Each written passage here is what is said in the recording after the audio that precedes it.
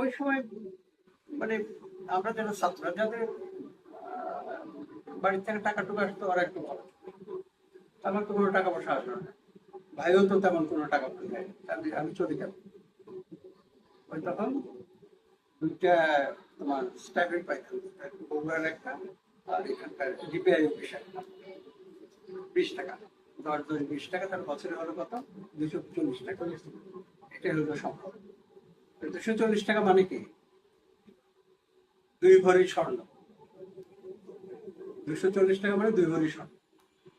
2 ভরি স্বর্ণ আজকে দাম কত? মানে 240 টাকারও দাম তো কোনো হতো না।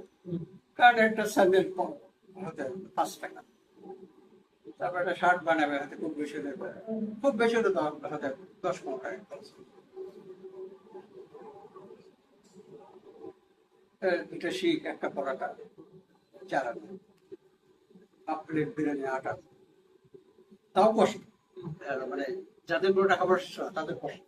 যাদের বাড়ি থেকে টাকা টুকা আসতো কিছু, তাদের জমির মালিক এই সেই আছে। তো যাই হোক, ওই যে কষ্টটা, ওটা ধরো সব শিল্পী পিছনে জায়গা, ওটার থেকে তার ক্রিয়েটিভিটির যে ব্যাপারটা হয়ে গেছে ওখান থেকে। যেমন নজরুল, এত আর্থিক কষ্টের মধ্যে কোনো কবি ছিল না।